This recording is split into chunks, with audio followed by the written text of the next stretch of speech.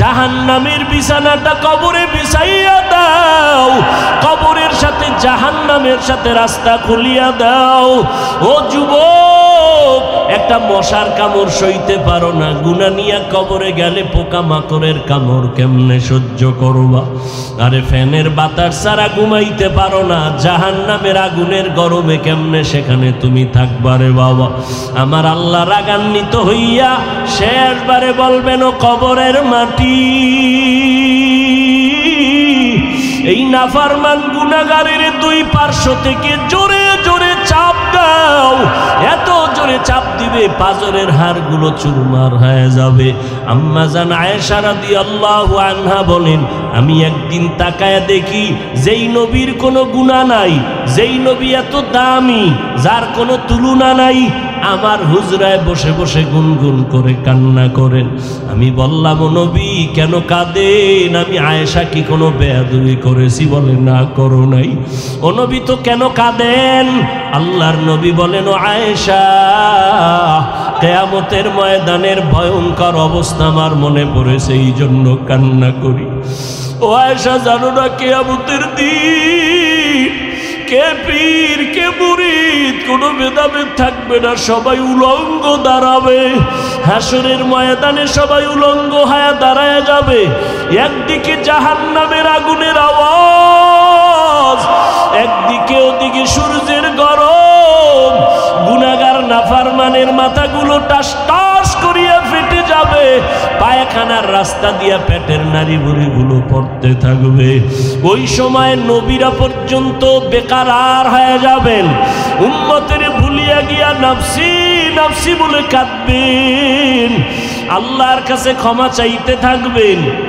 ওই সময় কি হালাত হবে?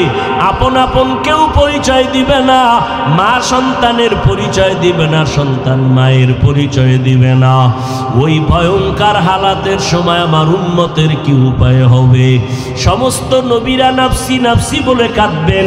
ঈসা নবীর কাছে উম্মতেরা যাবে, বলবে, আমি পারবো না, আমার অবস্থা নিয়ে আমি আজকে বেকারার হয়ে গেলাম। উম্মতেরা শেষ সময় আমি মুহাম্মদের কাছে যখন আসবে, আমি তখন নাফসি নাফসি বলে কাঁদব না, আমি তখন মাকামে মাহমুদ আল্লাহর কুদরতের দ্বারে সেজদায় পড়ে কান্না শুরু করব আর বলবো, উম্মতি উম্মতি রব্বি হাবলি উম্মতি। আমার উম্মতের কি হালাত হবে? আমার কান্না দেখে আল্লাহ বলবেন, নবী আর কাঁদবেন না, আমি কান্না সহ্য করতে পারি না। আল্লাহর নবী বলেন, তখন আমি বলবো, আল্লাহ আমার একটা উম্মত যেন জাহান্নামে না যায়। আয় আল্লাহ, জাহান্নামে থাকলে আমি জান্নাতের ভেতরে যাব না। এরে নবীর উম্মতের দল, আমার নবীকে আল্লাহ বলবেন, আপনি একটা উম্মত থাকলেও বাছাই করে করে জান্নাতের দিকে নিয়ে যান। আমার নবী উম্মতগুলো নিয়ে হাউজে কাউসারের কিনারায় দাঁড় করায় লাইনে পানি পান করাবেন। ওরে নবীর উম্মতের দল, নবী যখন পানি পান করাবেন লাইনে দাঁড় করায় তার উম্মতের, হঠাৎ দেখবে কিছুক্ষণ পরে একটা পর্দা পড়ে গেল। ফেরেশতাদের বলবে, কি ব্যাপার? বলে, ওই পার্শ্বের উম্মতগুলো আপনার আসল উম্মত না। বলে, কেন?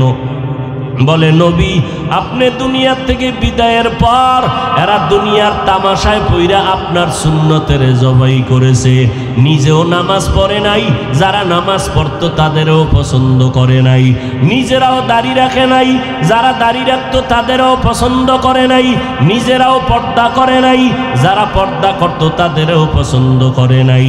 এরা আপনার ওই উম্মত। নবী তখন বলবেন, সহকান সহকা লিমান গাইয়ারা মিন বাদি, উম্মত বের হয়ে যাও, তোমরা আমার উম্মত না, আমার পরে আমার আদর্শকে তোমরা বিকৃত করেছো। নবী যদি তাড়ায়া দেয়, জান্নাতে যাওয়ার কোনো উপায় হবে না। আল্লাহ বলবে, এদের জাহান্নামের শিকল লাগাইয়া এরপরে এদের বাম হাতে আমলনামা দেওয়া হবে। আল্লাহ আমলনামা গুনাহগারের এমন ভাবে দিবেন, আল্লাহ বলবে, জাহান্নামের ফেরেশতারা এই নাফরমান বেনামাজি গুনাহগারের বুকের মাঝে ছিদ্র করে দাও। বাম হাতটা বুকের ছিদ্র ভিতর দিয়া ঢুকাইয়া পেছন থেকে বের করো, পিঠের দিক থেকে হাতটা বের করবে। আল্লাহ তাআলা বাম হাতে আমলনামা দিয়া বলবেন, ইকরা কিতাবাকা কাফা বিনাফসিকাল ইয়াউমা আলাইকা হাসিবা। ফেরেশতারা বলবে, আল্লাহ চেহারা একদিকে, হাত ভিন্ন দিকে পড়বে কেমনে? আল্লাহ রাগান্বিত হয়ে বলবেন, এই গুনাহগারের ঘাটটা ধরিয়া মুছাইয়া দাও, জাহান্নামের আযাব সহ্য করা যাবে না রে বাবা। আমার মাওলার কথা অবিশ্বাস করিও না রে বাবা। হেদায়েতের মালিক আমার আল্লাহ, একটা সেকেন্ডের আযাব সহ্য করতে পারবা না। নবী যদি কান্না করেন, তোমার আমার কি উপায় হবে? আল্লাহর কাছে তওবা করে নাও। ও যুবকেরা, স্কুলে কলেজে পড়িয়াও তো তোমার মতো বান্দা নামাজির অভাব নাই। মনেরে বুঝাও রে মন, কয়দিন আর গুনাহ করব? আল্লাহ তো তাকায়া সব দেখতেছেন। আল্লাহর কাছে ক্ষমা চাও আর বলো, হে মালিক, জীবনে গুনাহ করে করে জীবনটা নষ্ট করে ফেলেছি। মানুষ আমাকে মাওলানা বলে, কিন্তু আমি জানি আমার মতো গুনাহগার কেউ নাই। গুনার কারণে আমার হাত না পাক, আমার জিহ্বা না পাক, আমার অন্তর না পাক। আয় আল্লাহ, তওবার নিয়ত করে ফেললাম, আর গুনাহ করব না, নামাজ ছাড়ব না, দাড়ি কাটবো না, বেপরদায় চলবো না, মা বাবাকে কষ্ট দিব না, উলামায়ে কেরামের বিরোধিতা করব না, নবীর তরিকার বাহিরে চলবো না, দেশ জাতির বিরুদ্ধে কোনো ষড়যন্ত্র করব না। সবার কপালে তওবা নসিব হবে না। আবু জাহাল 13 বছর নবীর বয়ান শুনিয়াও কালেমা পড়ে না, আর ওদিকে ওমর নবীর গর্দান কাটতে আসিয়া কালেমাওয়ালা মুসলমান হয়ে গেল। এই জমিনে আবু জাহালের মতো শক্ত অন্তরের মানুষগুলো জীবনে হেদায়েতে আসবে না। এরা বয়ানের পরেও বাজে কথা বলিয়া নিজের গুনার পাল্লাটা ভারী করবে। আর যারা ওমরের মেজাজওয়ালা, ময়দানে বসার পর গুনার কথা যখন স্মরণ হবে, চোখের পানি বের হওয়া শুরু হয়ে যাবে, তখন মনে মনে নিবিড়ে কাঁদবে আর বলবে, উদয়ার মালিক, এই ময়দান থেকে গুনাহগার বানাইয়া ফিরাইয়া দিও না। গুনাহ নিয়া ময়দানে ঢুকছি, আর গুনাহ নিয়া বাসায় যাব না। গুনাহ নিয়া কবরে গেলে আযাব সইতে পারবো না রে আল্লাহ। ও যুবক, ও পর্দার আড়ালের মা, ও বৃদ্ধ বাবাজিরা, আমার মাওলাকে অন্তর দিয়া ডাকো, আর মনে মনে তওবা করো। মরিয়া গেল আর নামাজ ছাড়বা না, বেপরদায় চলবা না, দাড়ি কাটবা না, মা বাবার বেয়াদবি করবা না, উলামায়ে কেরামের পরামর্শ নিয়া নবীর সুন্নাত অনুযায়ী জীবনকে চালাবা। তওবা করার মতো যদি নিয়ত হয়, মুনাফিকি যদি অন্তরে না থাকে, খাঁটি তওবার নিয়ত যাদের আছে, দুটো হাত আল্লাহকে দেখাইয়া দাও। আয় আল্লাহ, হাতগুলো কবুল করে নেন। আয় আল্লাহ, তওবা কবুল করে নেন। তওবার উপরে মজবুত হইয়া চলার মতো তৌফিক দান করেন, আমিন। আলহামদুলিল্লাহি রাব্বিল আলামিন, ওয়াসসালাতু ওয়াসসালামু আলা সাইয়্যিদিল আমবিয়াই ওয়াল মুরসালিন ওয়া আলা আলিহি ওয়া আসহাবিহি আজমাইন। ইয়া আরহামার রাহিমিন, ইয়া আরহামার রাহিমিন, ইয়া আরহামার রাহিমিন। রব্বিরহামহুমা কামা রব্বায়ানি সগীরা। আল্লাহুম্মা ইন্নাকা আফুউন কারীম, তুহিব্বুল আফওয়া ফা'ফু আন্না। আল্লাহুম্মা ইন্না নাসআলুকা রিযাকা ওয়াল জান্নাহ ওয়া নাউযু বিকা মিন সাখাতিকা ওয়ান নার। আল্লাহুম্মা কফিনাহুম বিমা শি'তা।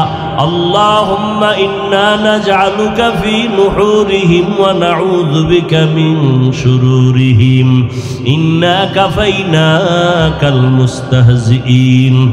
আল্লাহুম্মা ইন্না নাউযু বিকা মিনাল বারাসি ওয়াল জুনুনি ওয়াল জুযামি ওয়া সাইয়্যিল আসকাম।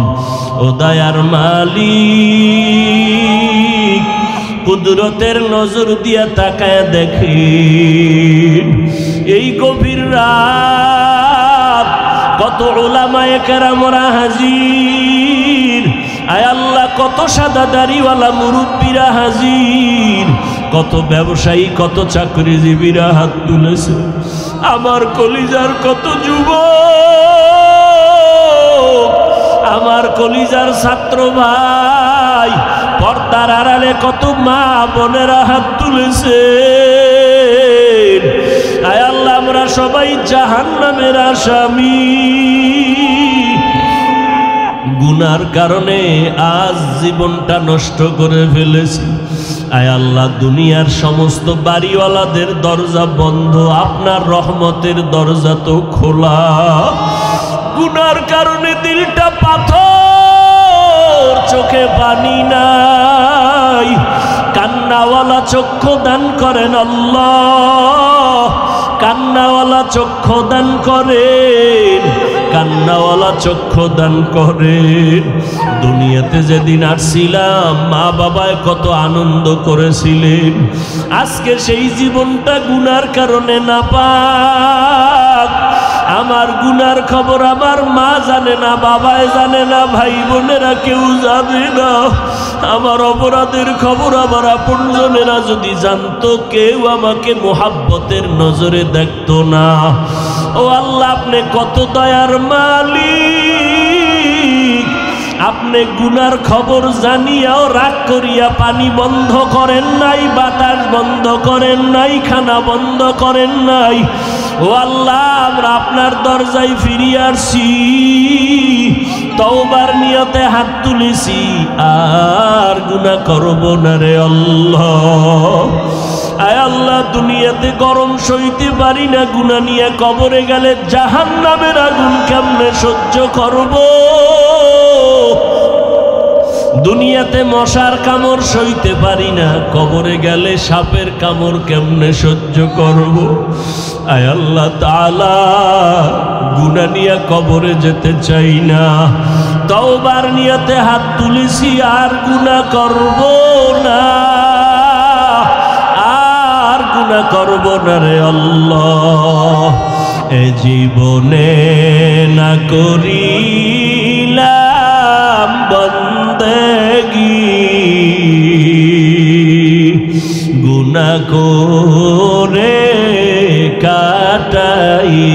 কাটাইলাম জিন্দেগি।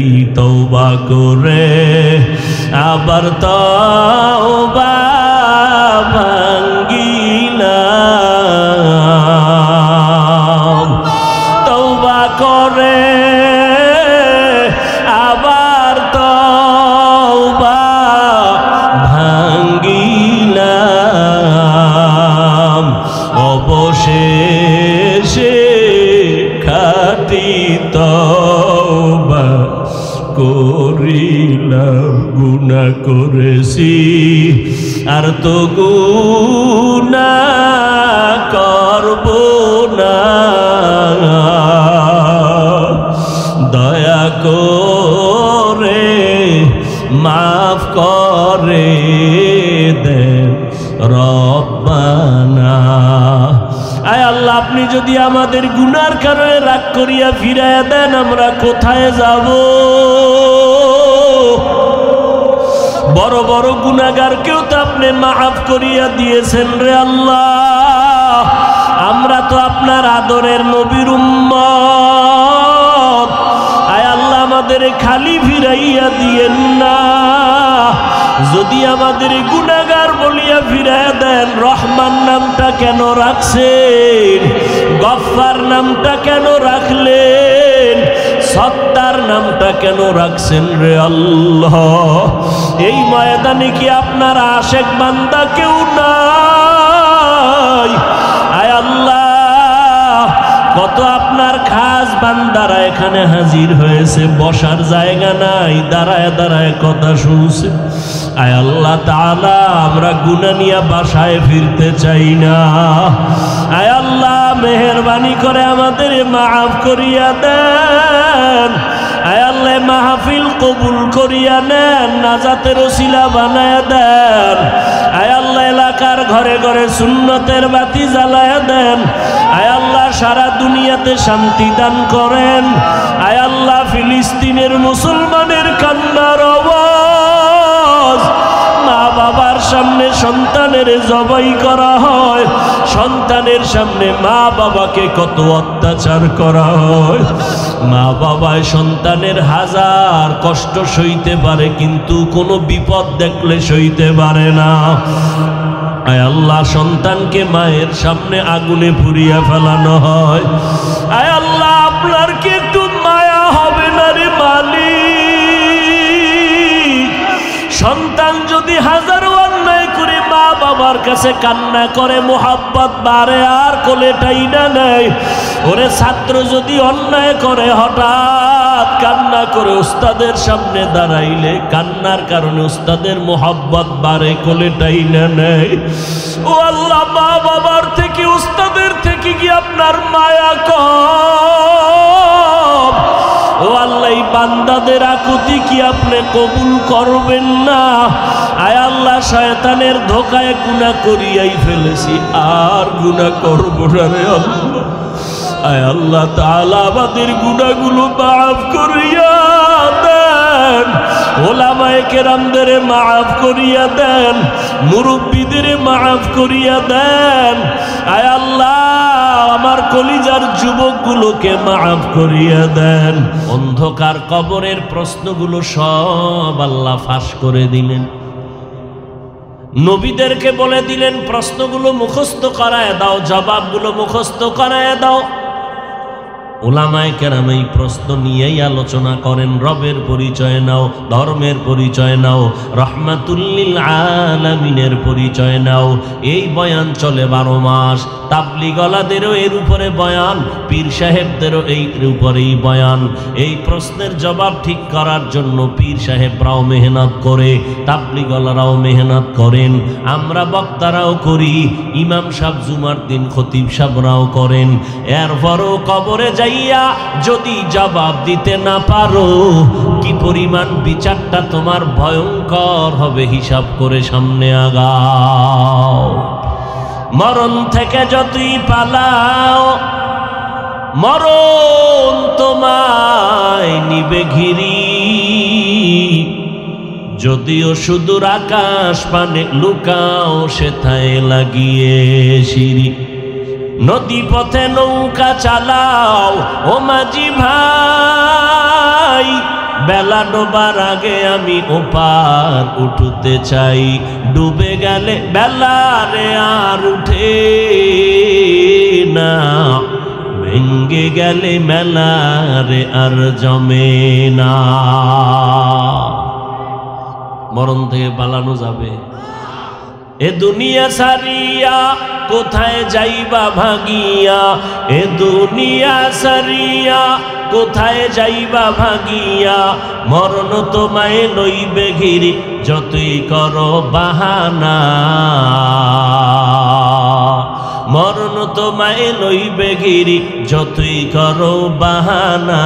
চিন্তা করে দেখো না, কবরে কি যাইবা না। যেই কবরে আল্লাহ সারা বন্ধু কেহ থাকবে না। চিন্তা করে দেখো না, কবরে কি যাইবা না। দিলে ভরা অহংকার, চিনো না আজ খোদার ঘর। দিলে ভরা অহংকার, চিনো না আজ খোদার ঘর। নামাজের লাগিয়া কি তোর মোটেও মায়া লাগে না। নামাজের লাগিয়া কি তোর মোটেও মায়া লাগে না। চিন্তা করে দেখো না, কবরে কি যাইবা না। যেই কবরে আল্লাহ সারা বন্ধু কেহ থাকবে না। চিন্তা করে দেখো না, কবরে কি যাইবা না। চিন্তা করে দেখো না, কবরে কি যাইবা না। অবশেষের ঠিকানা শুধুই মাটির বিছানা।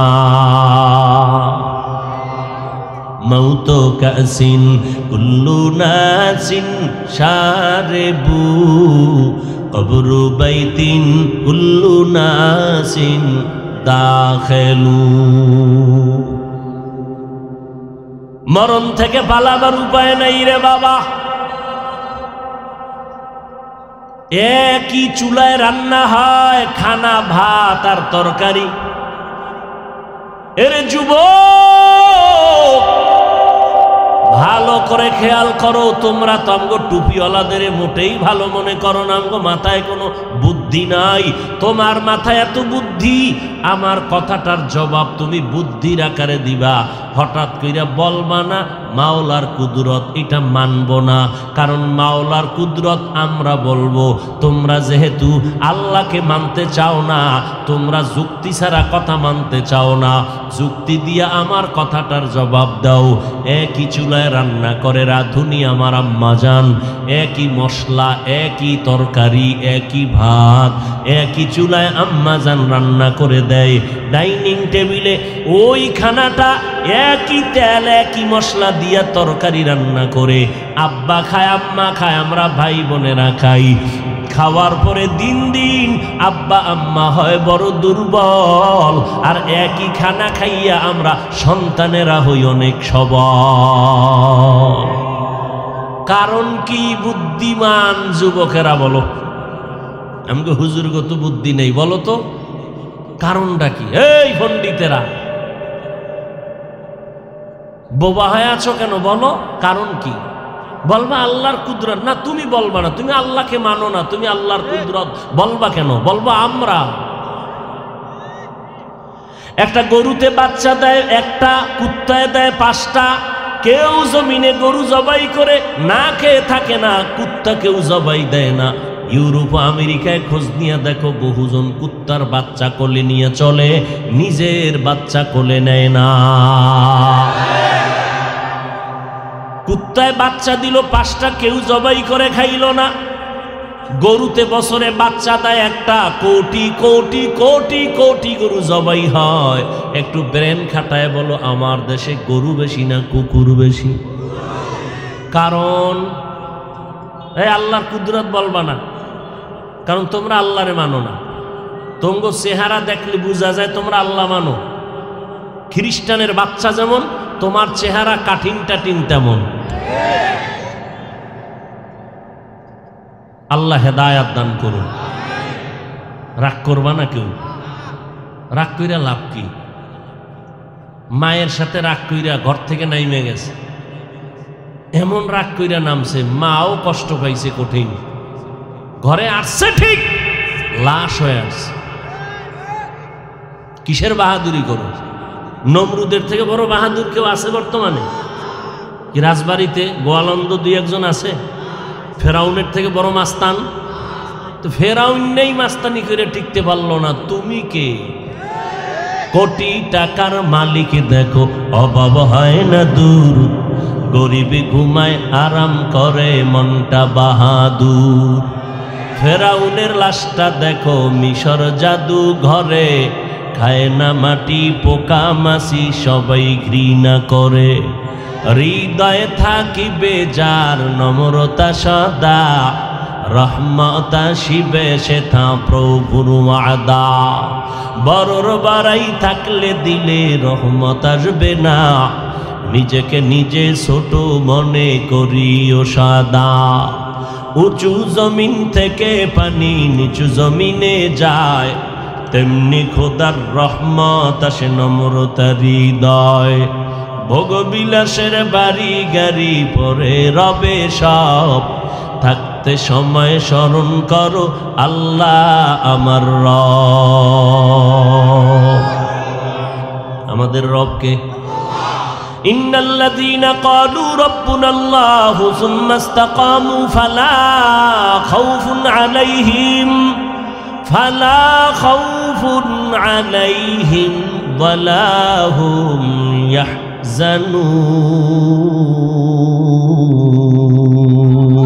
রব্বি আল্লাহ লা ইলাহা গায়রুহু ওয়া নবিহি মুহাম্মদ মুস্তাফাহু দীনিয়াল ইসলাম দীনু মাওকাহু আরজু কুফরানান আফওয়ান ইনদাহু মুক্তাদায়া নবিয়ুন ওয়া সাহাবুহু নুজুমুন লিল হিদায়া ফি জামাহু।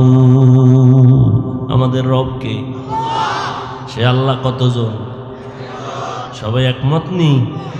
আল্লাহ যে এক, কোন দিক থেকে এক বলেন? সব দিক থেকে এক। কেমন এক? যার কোনো দুই। কুল হুয়াল্লাহু লাম ইয়ালিদ লাম ইউলাদ উলাই কাস ওয়ালিদু মাউলুদেরা উ খালেকাস লাম ইয়ালিদ লাম ইউলাদ উলাই কাস ওয়ালিদু মাউলুদেরা উ খালেকাস। আল্লাহ এমন এক। আল্লাহ বলেন কুল হুয়াল্লাহু আহাদ। হে নবী জানায় দেন আল্লাহ হলেন আমার আহাদ, এক। আহাদুন মানিও এক, ওয়াহিদুন মানিও এক। আমার আল্লাহ ওয়াহিদুনের এক না, আমার আল্লাহ হলেন আহাদুনের এক। কারণটা কি জানেননি? ওয়াহিদ এমন এক যার পরে দুই আছে, আহাদুন এমন এক যার পরে কোনো দুই নাই। আমার আল্লাহ আহাদুনের এক, এমন এক যে আল্লাহর দ্বিতীয় কোনো উদাহরণ। আল্লাহ হলেন আমার এক। আল্লাহ পাক রিজিক দেওয়ার বেলায় এক, সম্মান দেওয়ার বেলায় তিনি এক। কারো থেকে কোনো পরামর্শ নেন? আল্লাহ তাআলা সম্মান দেওয়ার বেলায় এক, হায়াত দেওয়ার বেলায় এক, ইজ্জত দেওয়ার বেলায় তিনি এক, রিজিক দেওয়ার বেলায় তিনি এক। আল্লাহ রিজিকের চাবি কারো হাতে দেন নাই। যদি দুনিয়ার কারো হাতে রিজিকের চাবি দিতেন, ওই দুনিয়ার বেঈমানের আমগো হুজুরগো না খাওয়া কত আগে মেরে ফেলতো। দেয় নাই, এতে কত হামলা আর মামলা, ঠিক না? মহামারী করোনা, স্কুল বন্ধ, কলেজ বন্ধ, ব্যবসা বন্ধ, চাকরি বন্ধ। তাকাইয়া দেখেছ এই জমিনের মধ্যে কোরআনের একটা মাদ্রাসাও বন্ধ হয় নাই। কোন হুজুর না খাইয়া ভিক্ষা করেছে, বলছে করোনায় ছেলে মেয়ে নিয়ে না খায় মরি, কিছু দাও, ভিক্ষা দাও। ভালো করে কইেন, তাল মিলাইবেন না, সত্যটা বলবেন, মানেন আর না মানেন। হুজুরেরা ভিক্ষা করছে করোনায়, জোরে বলো। এরপরও কিছু মুসলমান, সাধারণ মুসলমান না, কোনো বেঈমানের বাচ্চাও না, যারা ইসলাম বুঝে, আলেম ওলামাদের ভিতরের হালাত পর্যন্ত জানে, এই রকম কিছু মুসলমান মুনাফেকেরা কয় আমরা মাদ্রাসাওয়ালারা নাকি ভিক্ষা করে চলি। আমি বলি যারা আমাদের ভিক্ষুক বলে ওরা ডাকাত, ওরা জালেম, ওরা সন্ত্রাসী, ওরা চাঁদাবাজ। আল্লাহ হেদায়াত দান করুন। আরো জোরে বল। খারাপ লাগতেছে মনে হয়? চালাবো তো ইনশাআল্লাহ। বসবেন না উঠবেন? যদি দেখেন মোনাজাতটা ফট করে দিছি তো কেউ উঠে যায়, আমার ইশারা দিছে যে হুজুর এবার মোনাজাত দেন। আল্লাহ সবাইকে কবুল করেন। কি আমল করছেন, খুব নিজের বড় মনে করতেছেন। আচ্ছা, যারা টুপি নাই, দাড়ি নাই, নামাজ নাই, এই সাইড বাদ, যাগো দাড়ি টুপি আছে, নামাজ আছে, আপনাদের বলি, আপনারা যে এত আমল করেন, কবুলের কোনো গ্যারান্টি পাইছেন? স্বপ্নেও না। কি আমল করেন? পিসাবেরাও কোনো গ্যারান্টি দেয় নাই। এটা একটা কথা হইল। আমলের গ্যারান্টি পান না, এতেই যেই ভাব। যদি স্বপ্ন যোগে পাইয়া লাইতেন যে হ্যাঁ আমারে শয়তানে কইছে আমি জান্নাত পামুই, তা তো উভয় আছেন। পাঁচক্ত নামাজি বেনামাজিরে দেখলেই সি সি সি, অথচই নামাজি সন্তানের সুদের টাকা খাইয়া সেজদা দেয়। আছে না নাই? আমি মাঝে মাঝে বলি, কি পিসাবের মুরিদার, তাবলিগওয়ালা আর হাজি সাহেব, আপনার ইমানের পার্সেন্ট কত টের পাওয়া যায় মাইয়া বলার বিয়ার সময়। জিন্দেগি মে বন্দগি তু কর নাহি, জিন্দেগি মে बंदगी तू करना है, जिंदगी बे बंदगी शर्मिंदा है, जिंदगी बे बंदगी शर्मिंदा है। समस्या कोन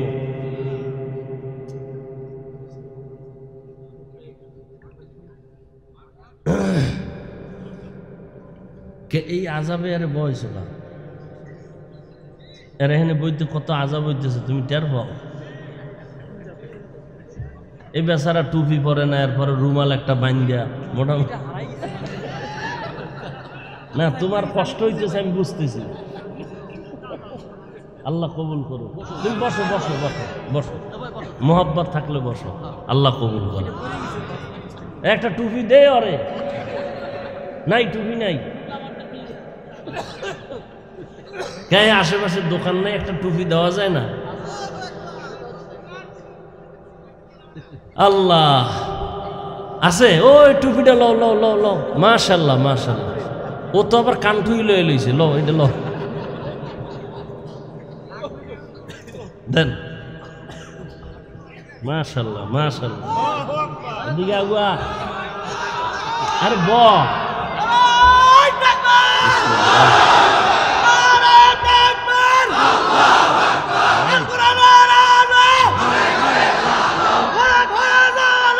থাম।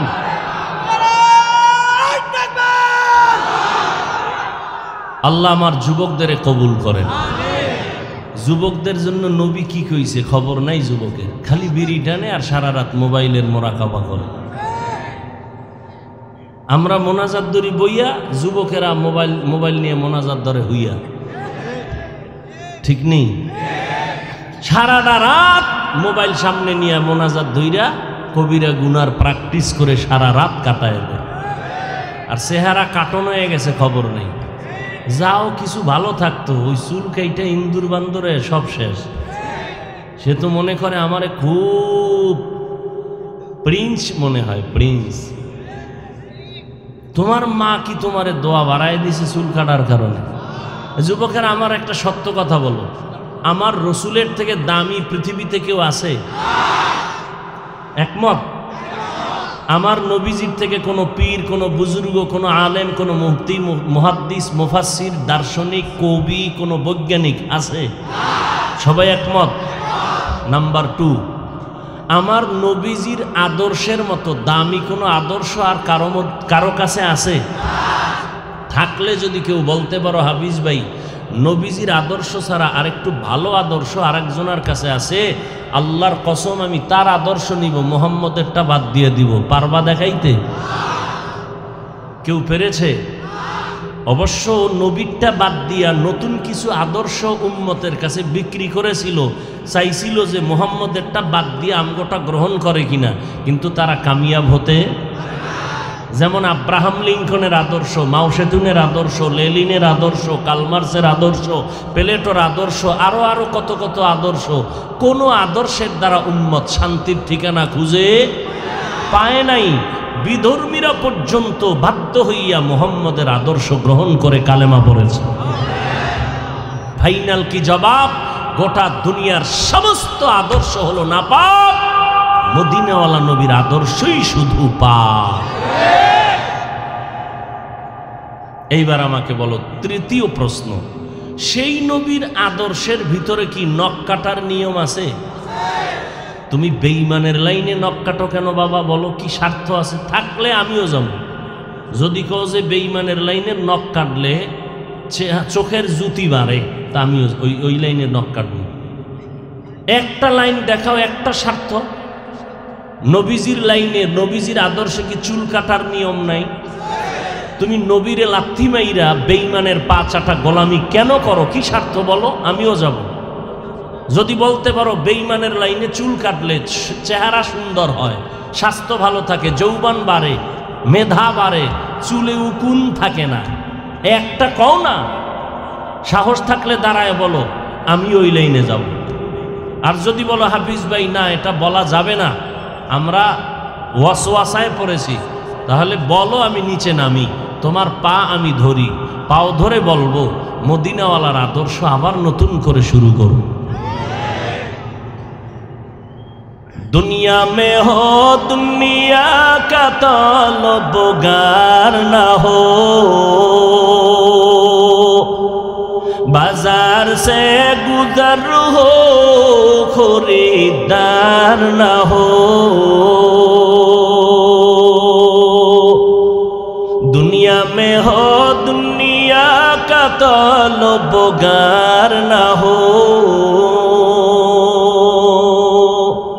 बाजार से गुजर हो खरीदार ना हो। ये दुनिया एक मिसले कागज फूल है, ये दुनिया एक मिसले कागज फूल है। जिंदगी में बंदगी तू करना है, जिंदगी में बंदगी तू करना है। जिंदगी बे बंदगी शर्मिंदा है, जिंदगी बे बंदगी शर्मिंदा है। যুবকেরা আল্লাহর মোহব্বতে বলো খারাপ লাগেনি? ভাল লাগে? কই একতারা নাই, হারমোনি নাই, বাদ্য নাই, ভাল লাগে? তাহলে বাদ্যযন্ত্রের গুলো শুনো কেন? মদিনার নবী বলেন, এর উম্মতের দল, বাদ্যযন্ত্রের আওয়াজ যদি শুনো কানে আঙ্গুল দাও, কারণ এটা শয়তানের আওয়াজ। এগুলোর দ্বারা গুনার স্পৃহা বাড়ে, অন্তর মরে যায়। ও বান্দা, তোমরা কেন এগুলো শুনো রে বাবা? এখন তোমরা আবার বাংলাও শুনো না, এত আপডেট হয়ে গেছো, শুধু হিন্দি শুনে। এক যুবক মোবাইলে হিন্দি গান চাইরা চলে আর সে লাফাইতেছে। কি যুবক কি কয় জানো নিকা? আমিও জানি না, আব্বাও জানে না। তো লাফাও কেন? কয় মজা লাগে। এরে যুবক, ১৫০০ বছর আগে পয়গম্বর বলেছেন, দুনিয়ার যুবক বুড়ারা আমি মুহাম্মদের বিরোধিতা করেছে, যুবকেরা আমার উপকার করেছে, সহযোগিতা করেছে। এজন্য যুবকদের দিয়ে আমার নবী একটা কমিটি করেছিলেন, হিলফুল ফুজুল কমিটি। ও যুবকের দল, আজকে মনে মনে তুমি ভাবতেছো মনে হয় যেন আমি আটকাইয়া তুমগো বুঝি আবার দিনের লাইনে ঢুকাইয়া দিব। এতক্ষণ যে চিল্লাইলাম, কোনো এক সময়ও, আজও না, বিগত দিনও না, কখনো বলি নাই আমি পাঁচকল্লি টুপি মাথায় দিয়েছি, তোমরা যদি টুপি না দাও গুনাহ হবে, একবারও বলি নাই। আমি কওমি মাদ্রাসার সন্তান, একবারও বলি নাই কওমিতে না পড়লে গুনাহ হবে। আমি তাবলিগের লাইনের সন্তান, একবারও বলি নাই তাবলিগে না গেলে গুনাহ হবে। ও বান্দা, আমি পীর মুরিদির লাইনের সন্তান, কিন্তু একবারও বলি নাই তুমি পীরের কাছে না গেলে জাহান্নামে যাইবা। শুধু এতটুকু নয়, আমি তোমাকে আল্লাহ পাওয়ার জন্য এই কথা বলি নাই স্কুল বন্ধ করে দাও, কলেজ বন্ধ করে মাদ্রাসায় চলে আসো, আমগো মতো হুজুর হয়ে যাও, একবারও বলি নাই।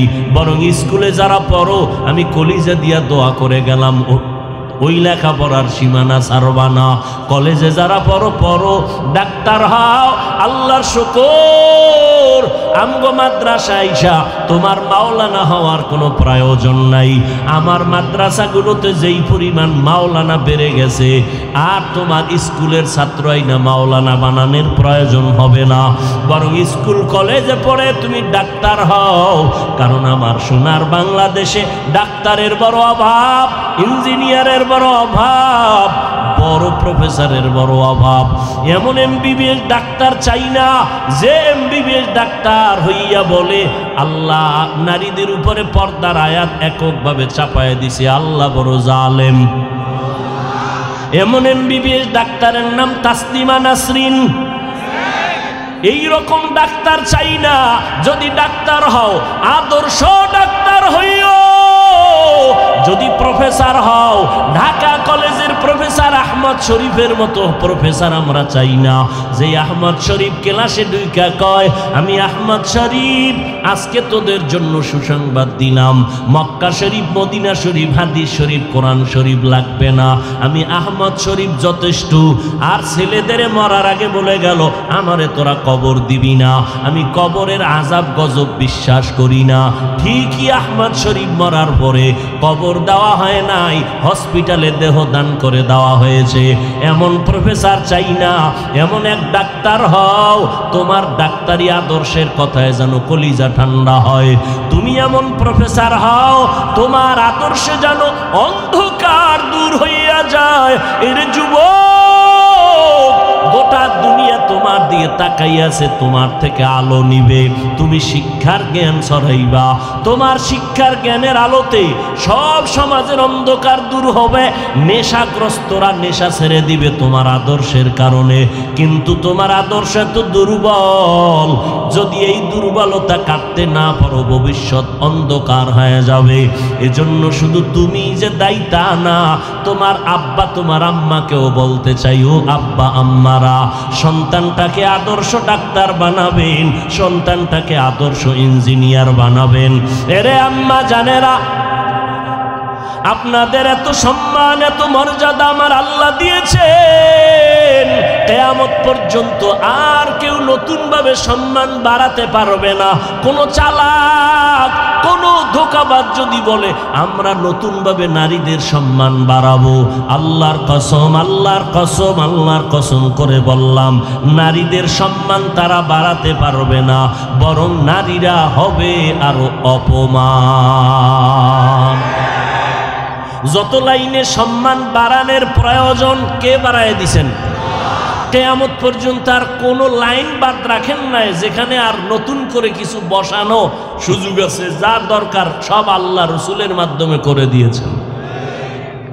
আম্মা জানেরা তো সম্মান, এরে আম্মা জানেরা, আপনারা নবীদের মায়ের মতো মা, আপনারা সাহাবায়ে কেরামের মায়ের মতো মা, আপনারা আলেমের মায়ের মতো মা।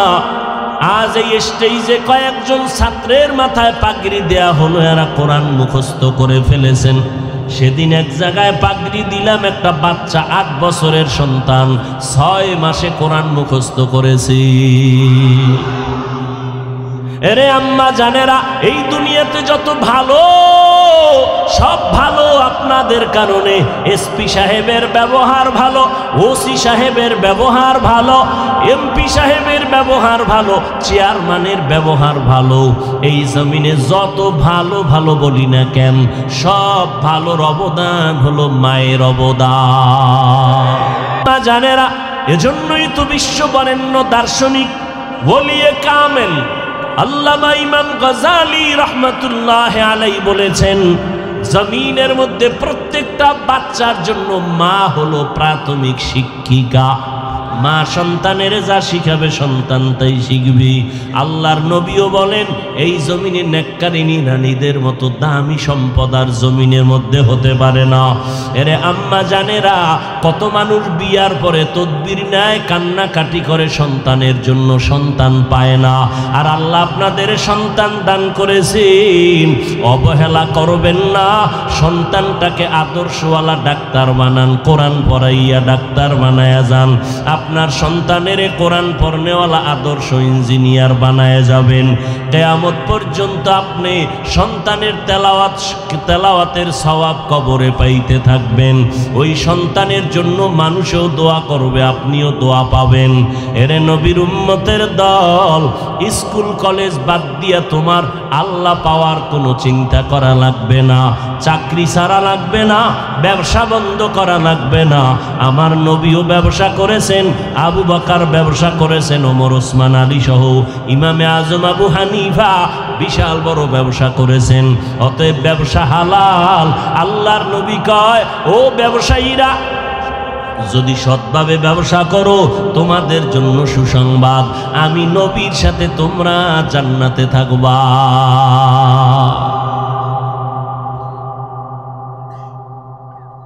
ইয়া আইয়ুহাল্লাযীনা আমানুত্তাকুল্লাহা হাক্কা তুকাতি, আল্লাহ বলেন আমাকে ভয় করো। এত বয়ান এত বয়ান এত বয়ানের পরও কেন আমলের খাতা দুর্বল? এখানে এত মানুষ এই প্যান্ডেলের ভেতরে, অভাব নাই, কিন্তু দুঃখ আজ ফজরের নামাজ পড়ে নাই, অনেকে জোহর পড়ে নাই, আসর পড়ে নাই, মাগরিব পড়ে নাই, এশাও মোনাজাত দিয়ে অনেকে চলে যাবে, ফজর না পইরা মোবাইল চালায় চালায় ঘুমায় যাবে, ফজরও পড়বে না। এই বয়ান দিয়া কোনো লাভ নাই, কারণ আমার নবী বলেন বাইনাল আবদি ওয়া বাইনাল কুফরি তারকুস সালাহ, মুমিন আর বেঈমানের মধ্যে ব্যবধান হলো নামাজ। বেঈমানেরা নামাজ পড়ে না, মুমিনেরা নামাজ ছাড়ে না। নামাজ লাগবে নি? কত ওয়াক্ত নামাজ? সপ্তাহে একদিন না প্রতিদিন? মাঝে মাঝে 2-1 ওয়াক্ত নামাজ ছেড়ে দেওয়ার সুযোগ আসেনি? নাই। নাই বলার পরে যদি নামাজ না পড়ো রে বাবা, বিচারটা কত ভয়ঙ্কর হবে চিন্তা করো। মাকুন সুসতি নামাজে পাঞ্জে গানা, ফাওয়াইলুল লিল মুসাল্লিনাল্লাযীনা মুমিনারা ইনামাজ ইমদাদে দা ইস্তাঈনু আয়াতে কুরআ বাখা আয়াতে কদ আফলাহারা ইয়াদকুম গৌর কুন্দর মানিয়াজ দিল সাদিকুন। ভাইরা আমার, কথা বলতে বলতে অনেক দূরে চলে আসলাম। আল্লাহ কয় আমার অনুসরণ করো। আল্লাহকে না দেখে অনুসরণ কেমনে করি? ও মালিক, আপনাকে তো দেখা যাবে না, দেখার রাস্তা খুললে দেখবো কেমনে? পাওয়ার নাই। পাওয়ার যদি দাও তারপরও দেখতে পারবো না, কারণ তুমি মাওলার কোনো আকার নাই, কোনো আকৃতি নাই। তো আল্লাহ কেমন? পয়গম্বরে আরবি মেরাজ থেকে আইসা বলেন রাআইতু রব্বি আজ্জা ওয়া জাল্লা, আমি মুহাম্মদ মেরাজে আমার আল্লাহকে দেখে আনছি। ঘুমাইতেছেন? সুবহানাল্লাহ বললে কি গজব আসবে? আরো জোরে বলেন। মুসলমানের একটা আওয়াজ ভণ্ড বাতিলের জন্য একটা আতঙ্ক।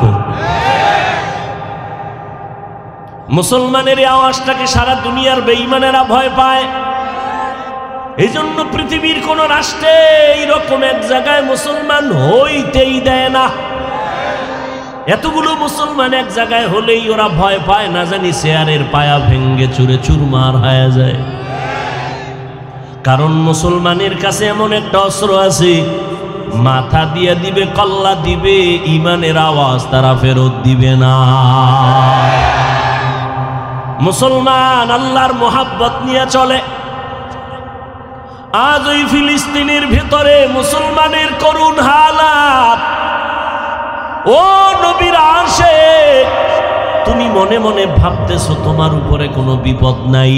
বেঈমানের টার্গেট শুধু ফিলিস্তিন না, মুসলমানের চেচনিয়া বসনিয়া না, মুসলমানের টার্গেট হলো বাংলাদেশি না, টুপিওয়ালা শুধু তাই না, যারা মুহাম্মদের মানে তাদের উপরে আক্রমণ করবে। ওরে নবীর উম্মতের দল, মদিনার নবীরে মানবা, বিপদ আসবে না এটা হতেই পারে না। পানির ভেতরে নামবা, শরীরে পানি লাগবে না এটা হতেই পারে না। আগুনের কাছে যাইবা, গরম লাগবে না হতেই পারে না। বরফ হাতে নিবা, ঠান্ডা লাগবে না হতেই পারে না। আল্লাহর জান্নাত পাইবা, পরীক্ষা হবে না এটা হতেই পারে না। ওয়ালা তাহিনু ওয়ালা তাহজানু ওয়া আনতুমুল আ'লাউন ওয়া আনতুমুল আ'লাউনা ইন কুনতুম মুমিনিন।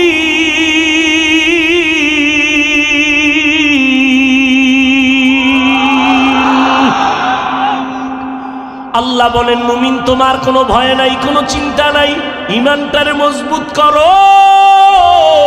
বলে কেমন মজবুত? বলে সাহাবায়ে কেরামের ইমানের সাথে তোমার ইমানটা মিলায়া রাখো।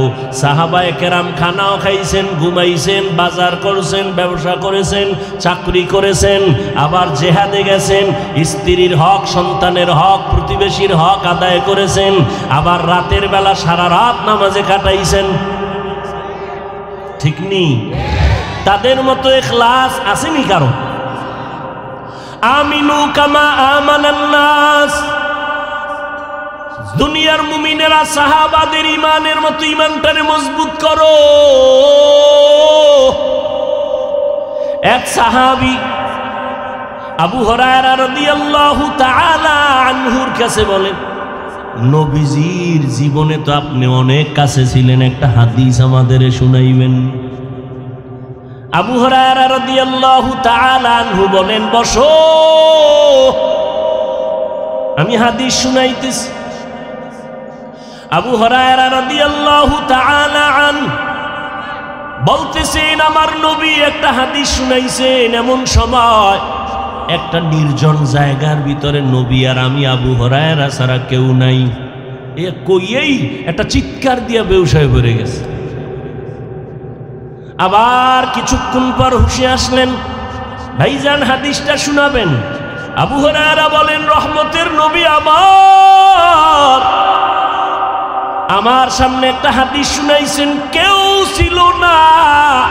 রহমতের নবী আর আমি, আবু হুরায়রা ছাড়া আর ওই ঘরের মধ্যে কেউ ছিল না।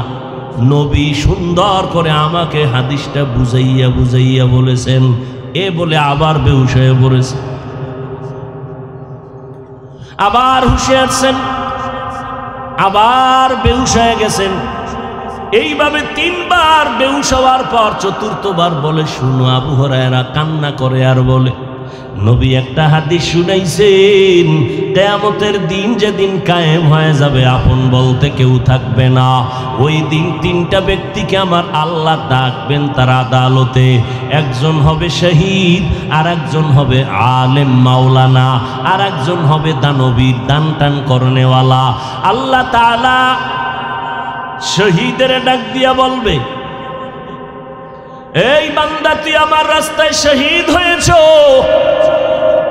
গলা কাটাইছো, আমি তোরে অনেক মর্যাদা দিলাম, বলো কি করেছো? কয় শহীদ। বলে কেন হয়েছো? বলে আল্লাহ আপনার জন্য। কয় না, আমি তো কলবের খবর জানি। দুনিয়ার মানুষ সব দেইখা বিচার করে উপরের জিনিস, আর আমি কলব দেইখা বিচার করি। দুনিয়ার মানুষ জানে তুমি একজন শহীদ, তুমি বীর মুজাহিদ, এইটা টাইটেল পাওয়ার জন্য। আমি আল্লাহ তোমার কলবের খবর জানি। তুমি আমার মোহাব্বতে শহীদ হও নাই, মানুষ তোমাকে বীর যোদ্ধা বলবে, এই জন্য তুমি যুদ্ধের ময়দানে আসছো, বীর যোদ্ধা টাইটেল নেওয়ার জন্য। দুনিয়াতে তা পেয়ে গেছো। আমার আল্লাহ তখন ডাকবেন, নবী বলতেছেন আবু হুরায়রাকে, আল্লাহ ডাকবেন, এর জাহান্নামের ফেরেশতারা কই? এই শহীদের হাতের মধ্যে জাহান্নামের হ্যান্ডকাপ লাগা, জাহান্নামের মধ্যে নিয়ে যাও। এটা দুনিয়াতে মানুষকে ধোঁকা দিছে, আমার জন্য কোনো আমল করে নাই। মাওলানাদের ডাকবে, মাওলানা, তোমারে আমি এলেম দিলাম, ব্রেন দিলাম, তুমি এলেম কেন শিখে কি করেছো? বলবে আল্লাহ, কোরআন তেলাওয়াত করেছি, মানুষের বয়ান করেছি। এটা তো মানুষের কাছে তুমি কারি সাহেব, মাওলানা সাহেবের টাইটেল পাওয়ার জন্য তোমারে সবাই দাওয়াত দিবে, হাদিয়া দিবে, সম্মান করবে। এটা দুনিয়ায় পাইছো। আমি তোর কলবের হালাত জানি, তুই আমার জন্য কিছু করো নাই। এ জাহান্নামের ফেরেশতা, এই মাওলানাকে ধর, জাহান্নামের হ্যান্ডকাপ হাতের মধ্যে লাগাও। জাহান্নামের হ্যান্ডকাপ লাগায়া টানতে টানতে জাহান্নামের দিকে নিয়ে যাওয়া হবে। তৃতীয় ব্যক্তি দানবীর। আল্লাহ বলবে, বান্দা, তোরে আমি অনেক টাকার মালিক বানাইছি, গরিবের মতো কষ্টের জীবন আমি তোরে দেই নাই। বল আমার কি আদায় করেছো টাকা পাইয়া, সম্পদ পাইয়া? বলবে আল্লাহ মাদ্রাসায় দান করেছি, মসজিদে গরিব এতিম অসহায়দের দান করেছি। বলে কেন? বলে তোমার জন্য। কয় না না, আমি তো তোর অন্তরের হালাত জানি। তুই দান করেছো, মানুষ তোরে দানবীর বলবে, তোর নামটা নেম প্লেটে লাগায় দিবে, তোর চেয়ারে বসায় সম্মান দিবে। আমার মোহাব্বতে দান করো নাই, আল্লাহ রাগান্বিত হয়ে বলবে তুই দুনিয়া পাওয়ার জন্য দান করছো, দুনিয়ায় তো তা পাইয়েই গেছো সম্মান, আমার কাছে আজ কিছু নাই। ও জাহান্নামের ফেরেশতা, এই দানবীরের হাতে জাহান্নামের হ্যান্ডকাপটা লাগাইয়া জাহান্নামে নাও। এরে নবীর উম্মতের দল, আবু হুরায়রা কইয়া কান্না করে বেকারার হয়ে গেলেন। একজন শহীদ গলা কাটা বান্দার যদি কিয়ামতের দিনে হালাত হয়, একজন মাওলানার যদি এমন হালাত হয়, একজন দানবীরের যদি এমন হালাত হয়, এবার চিন্তা করা দরকার আপনার আমার অবস্থাটা কেমন হবে। আর কে দারদ খৌফে হক দর দিল মাদাম জান্নাতুল মাওয়া দেহাদু রামাকা। এজন্য আল্লাহ বলেন আমার ভয় অন্তরে জমা করো, জবানকে হেফাজত করো। আমার অনুসরণ যেহেতু তুমি আমারে পাওনা করতে পারবা না, তবে আমি আল্লাহ তোমার জন্য একটা আসান পথ বাতায় দিলাম। জমিনে আমার একজন বন্ধু আছে, নাম হলো কি? মুহাম্মদুর রাসূলুল্লাহ সাল্লাল্লাহু আলাইহি ওয়াসাল্লাম। এরে নবীর উম্মতেরা, আল্লাহ কয় আমার এমন বন্ধু মুহাম্মদ। মুসা নবী আমার বন্ধু, ইব্রাহিম নবী আমার বন্ধু, ঈসা নবী আমার বন্ধু, ইসমাইল নবী আমার বন্ধু, তবে মুহাম্মদও আমার বন্ধু। ব্যবধানটা কি জানো? সব নবীরা আমি আল্লাহ পাকের আশিক, আর আমি আল্লাহ নিজে হলাম মুহাম্মদের আশিক।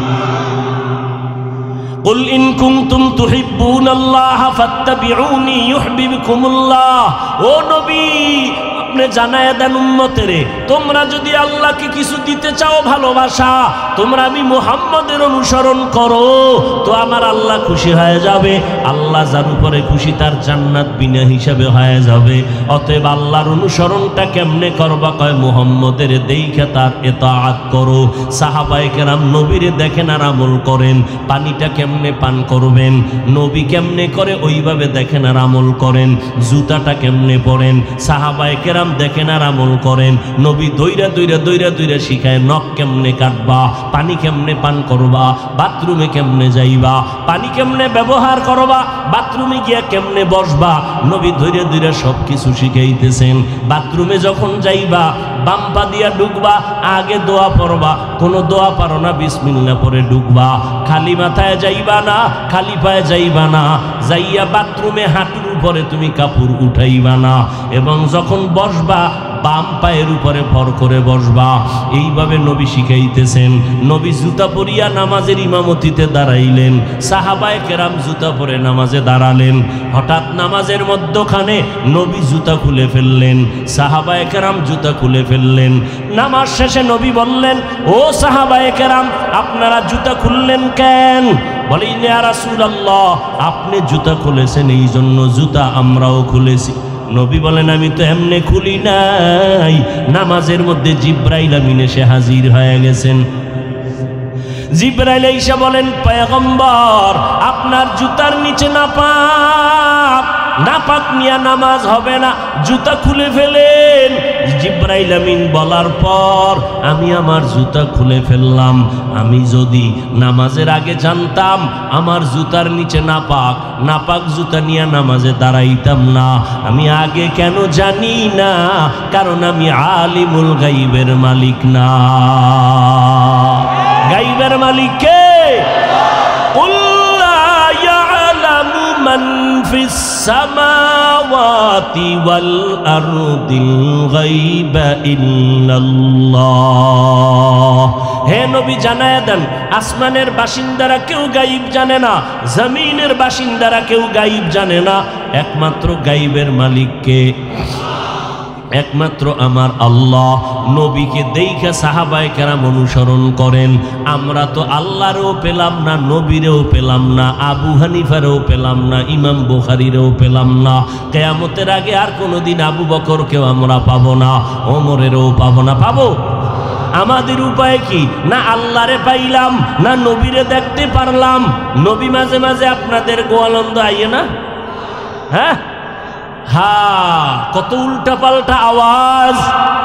এরে নবীর উম্মতের দল। অনেকে স্টেজের মধ্যে আলাদা চেয়ার রাখেন, নবী এসে এখানে বসবেন। ওরে নবী যদি আসেন মদিনার থেকে, শুধু দেহ আসবে নাকি রুহু আসবে না? দোনোটা। যদি কও নবীর দেহ আসবে রুহু আসবে না, এটা অসম্ভব। যদি বলো দেহ আসবে না রুহু আসবে, তো মদিনায় নবীর লাশটা থাকবে, রুহু ব্যতীত লাশ, এটাও কোনো দিন হতে পারে না। যদি বলো নবী পুরাটা আসবেন দেহ আর রুহু নিয়া, তো মদিনা খালি, এটাও কোনো দিন সম্ভব না। এগুলো সব মূর্খতার বহির প্রকাশ।